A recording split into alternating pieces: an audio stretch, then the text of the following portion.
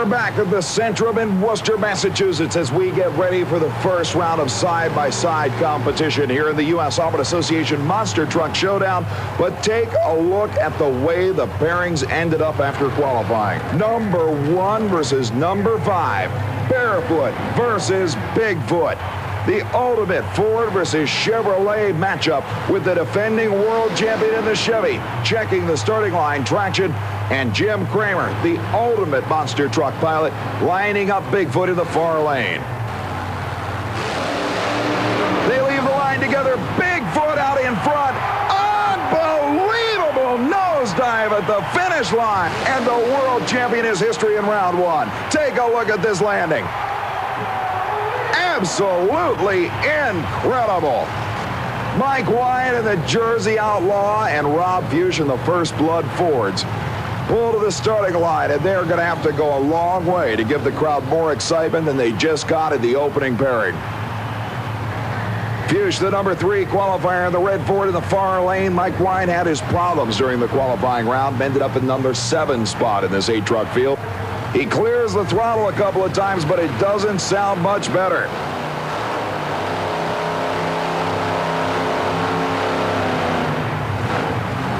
No question, Wine is trying to figure out what is wrong with the power plant in the Outlaw.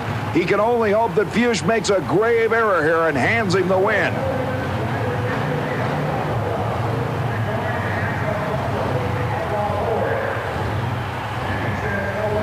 Mike Wine signals he is not ready to go. He's busy looking at gauges inside that cockpit. He knows there is something drastically wrong. And now the crew heads up to refire a stalled engine. Now, amazingly, Rob Fuchs has shut his engine down in the far lane. Under U.S. Auto Association rules, Fuchs could stage up and demand after 25 seconds that he indeed be given a single run. But Fuchs has shut the engine down and says he'll wait for Mike Wine to get his problems fixed. He said if he's going to win the race, he's going to beat somebody in the other lane to do it. And Mike Wine's machine has apparently lost fire again.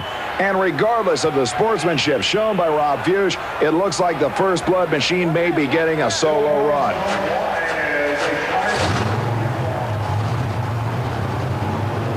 The crews have the Outlaw refired.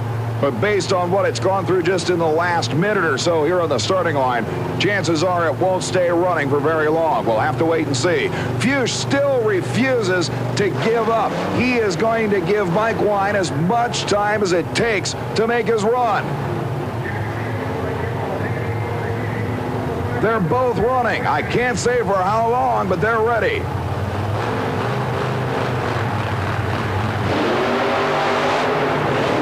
Leaves the line and sends her airborne for an easy victory. Mike Wine's machine never got to leave the line under its own power. But one thing's for sure, Rookie of the Year in '89, a top 10 finisher in the Camel World Championship last year, Rob Fuchs in that one round of competition showed his sportsmanship as much as anybody ever has on the Camel Tour. That will bring up John Breen's Micro Machine Chevrolet. Dennis Anderson's incredible Gravedigger 1950 Chevrolet panel truck will be his opponent, the number 4 qualifier in the near lane.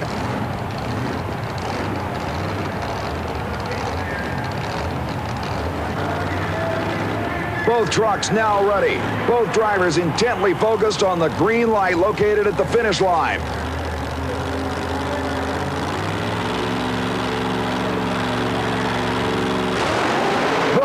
Shot goes to the Gravedigger. Although John Breen had a great run in the Micro Machine Chevrolet, it was nowhere near enough to make up the disadvantage he earned by leaving the starting line late. The final pair, in the meantime, pulls out onto the racing surface. The Whiskey Business rear-engine Chevrolet machine, owned by the Breen Brothers racing team and driven by Ken Deppy, pulls up to take on the truck that finished number 2 in the world last year, Jack Willman Jr. at the wheel of the Taurus Chevrolet.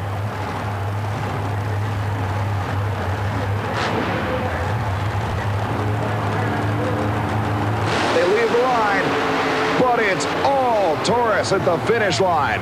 Ken Deppy again, a great job into the wall in the far lane. Deppy could not slow the machine in time, and he taps the retainer at a fairly good clip, but no serious damage noticeable on the front end of the Missouri Chevrolet. As Ken Deppy heads back to the pit area, proudly waving his support of the POW MIA group, it will be Bigfoot versus First Blood in an all-Ford battle, and Taurus versus Gravedigger in an all-Chevy matchup, guaranteeing us a Ford and Chevy finale here at the Centrum in Worcester, Massachusetts. And we'll see super modified mud racing action from Tulsa, Oklahoma, with Larry D'Antoni's incredible Addicted to Mud machine and Paul Schaefer at the wheel of the Mud Patrol.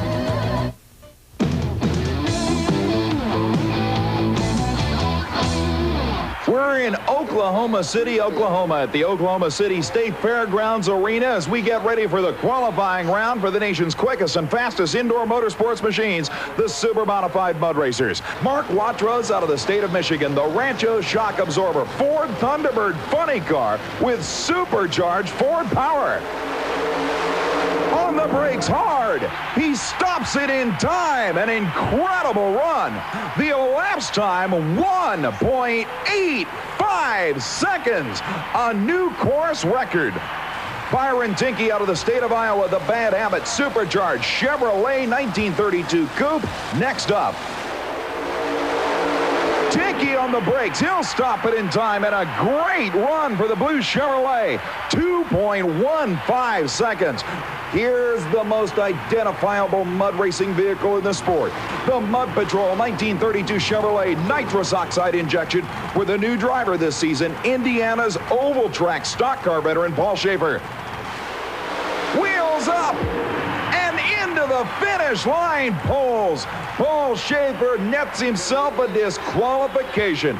And here's Detroit, Michigan's Tony Ferrotti. The Let's Boogie supercharged Chevy-powered winged 1927 Ford Roadster has to go quicker than 2.19 seconds to qualify. On the brakes hard. He stops it within a matter of inches of the disqualification line. And the elapsed time, 2.04 seconds will qualify the machine in the Quick Four shootout. But here comes the killer, the supercharged big block Chevrolet powered locomotion entry of Perry, Oklahoma's Larry Jarrett.